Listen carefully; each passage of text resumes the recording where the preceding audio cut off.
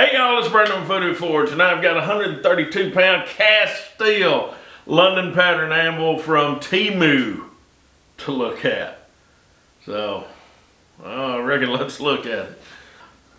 Alright, this thing right here is a 132 pound cast steel anvil that cost about $260, and it came from TEMU. I've never gotten anything from TEMU before, but this popped up and I was just intrigued and had to get it. It is a London pattern anvil. These things I noticed right off the bat. It's a London pattern anvil. It is marked acciaio, which is Italian for the word steel. And that is what the pig style anvils that Vibor sells are marked. So I'm relatively sure this is coming from the same place. Like, I think there's only one foundry in China making all of these cast steel anvils. I think. I can't prove it. I've tried to look it up and research it, and I cannot prove that. I know it, but I can't prove it. So there's that. So they decided to mark this one acciaio. This one is also available on Amazon for like $289. They claim it's 55 Rockwell hardness. It's a London pattern, but it's a squatty London pattern. It reminds me a lot of a Vulcan anvil. It's not as finished as the modern Vibor London patterns if we're comparing it to other Chinese anvils. It's certainly, I mean, it's kind of got the shape of, like I said, of Vulcan or just maybe a Southern Crescent, something like that. So not super high quality anvils. What it reminds me of, it has nothing to do with this anvil. I'm keeping an open mind. The horn's not finished worth a flip. It's rough casting. I mean, it is rough. You could use it as an abrasive. The table here, there's not a dip there. It did. I hit it with a file, and the file skates. I mean, of course, you go to take off a corner, it takes off, but it skates there. Checking the rebound. I mean, it's got okay rebound. I can't complain about that. And to be honest, this fat heel has pretty good rebound. If you're familiar with the blue Vibor anvils, you know one of the biggest problems with them is they have the hardy hole on the heel. It's a different style anvil, but they have the hardy hole, the square hole, on the heel, and the Pritchell hole, the round hole that you punch through, is like on the horn, actually sitting down. So this actually has a hardy hole and a Pritchell hole in the place where you would expect them to be on a London pattern anvil. They're both on the face of the anvil, which is good. This is a big old fat horn, so we're going to have to do some grinding on that. That is...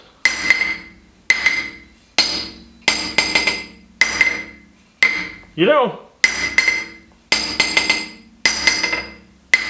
I don't think they hardened the horn, but it could be the paint. We'll get it ground off and see. Dimensions on this thing, looks like a 5/8 Pritchell hole and a 5/8 hardy hole. It's a tiny, tiny little hardy hole, and it's rough. The face is going to be 13.5 by 4.25. Total length is going to be 22.25. It is 9.5 inches tall. So, of course, you can't use it yet because it's going to have to be ground. I'm sure there's some casting flaws in here that are covered up with with body filler and paint, and yeah, that's just the nature of these import anvils. But it's 132 pounds, and it needs to be cleaned up. So let's get it cleaned up. Size on this. This is the 132 pound Achaio from Vivor. This is it sitting on top. So the face is smaller, it's taller, and it's roughly finished.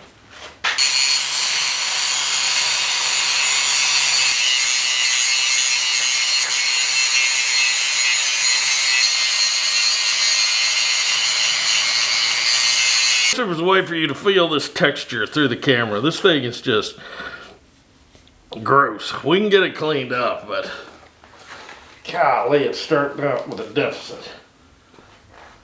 This thing's just real rough casting.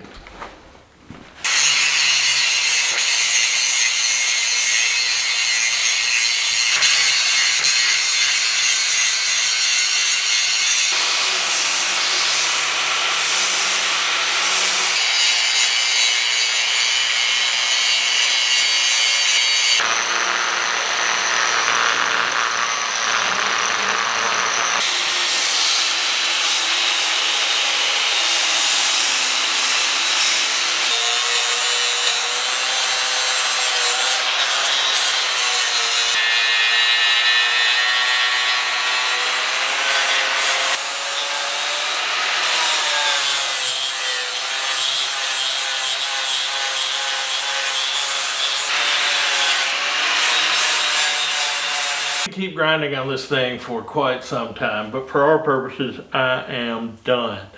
The edges aren't too bad. It's kind of rough. There's some rough casting marks around the heel here. The horn, yeah, I mean, I could grind on this for a couple more hours and maybe get it a little smoother. The cutting plate and the step, this is rough. The horn was super rough, and if you look right here, I don't know how much you can tell, but it's super rough casting. And I mean, I would have to grind another 1/8 inch out to get that smooth. Fortunately, I mean, it's not that big of a deal. On the horn, it is, I mean, it seems quite usable right now, but just really rough casting. This is a rougher casting than any of the newer Chinese anvils that I have seen that are the cast steel. Okay, it's rougher than the blue Achaios, the black Vivors, and the red Doyles. It's just needs a little more attention. But let's see if we can get her bolted down and see how it does. Before I tried to stick this on the stand, looking down from the top next to the 132 pound blue Vivor anvil, you can see the differences in them. Pritchel hole good, hardy hole tiny. You know, the face is not, you know, the face of the anvil, one's not better than the other, in my opinion. You got a lot wider face here, you got a lot longer face here, you got this double horn design. That's just what you prefer. And I can work on either style. So I actually have 2 anvils that I need to make this thing fit. So I'm marking it for both of them and making sure that it fits both of them.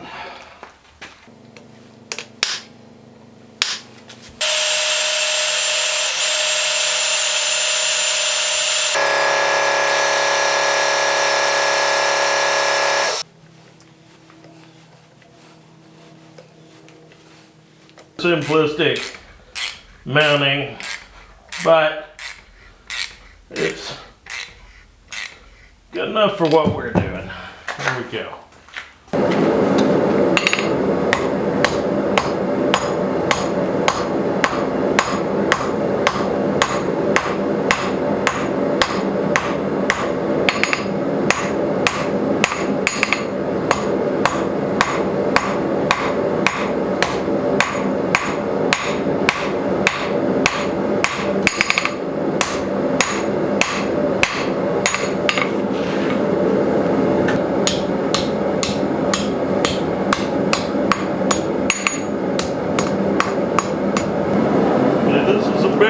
race, so it's pretty hard.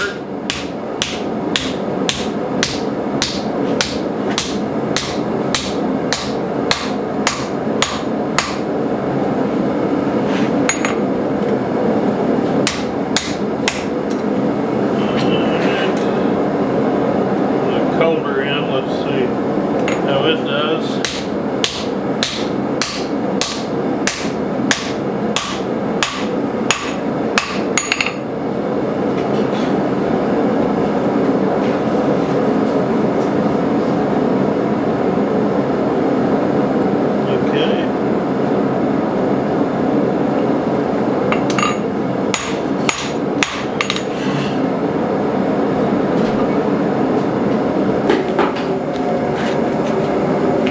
Got a ball bearing.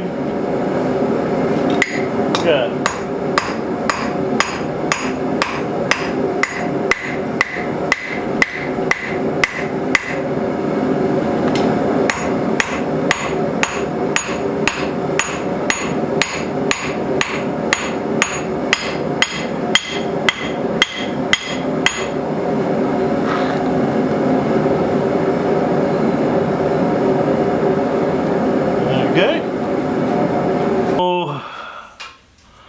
I'll be honest, there's no damage to the face.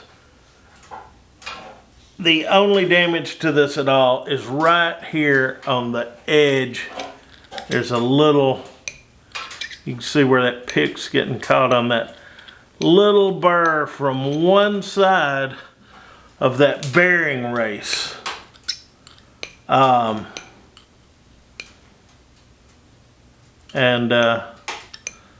That's it, and it only did it on the one side, so it didn't do it on both. And it's not a huge deal.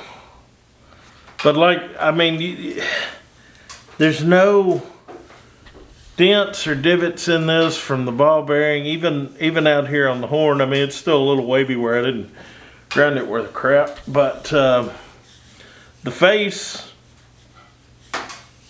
is fine. And honestly, it has pretty good rebound, and it's quiet without doing anything but bolting it to the stand. It's pretty quiet. Okay, I've cleaned it up, I've mounted it, and I've used it. And first, we're going to talk about the pros. It is a 132-pound cast steel anvil.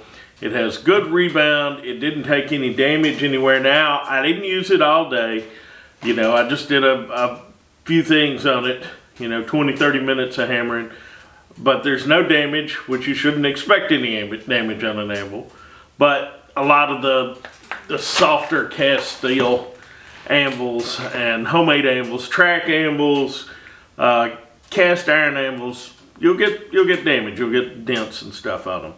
So the only thing that happened here was right on the edge. It did that little edge roll, and that's easily fixed with dressing the edge again. So that is a pro. It's got good rebound. It's even got pretty good rebound on the horn. It's got good rebound on the heel where it's so thick. As I said earlier, this reminds me of a Vulcan anvil, even though the construction processes are completely different. I believe this to be a better quality anvil than a Vulcan anvil. The cons are how completely roughly finished this thing was. The face was flat. I'll give them that. The face was flat. I really just had to dress the edges here, but the step, the table, and the horn, it's awful. Awful. If I was going to really use this in the shop, I would have to spend a couple more hours, and I already spent better than an hour grinding on this damn thing. But I would have to spend a couple more hours grinding on this to get that cleaned up. I didn't this thick paint or coating, whatever it is. I don't know. I'm sure there are voids. I can see one right here hiding in there that are filled with body filler. I mean, that's That's standard for these cast steel Chinese anvils. The fact that it has a usable Prichard hole, that's the round hole, that's good.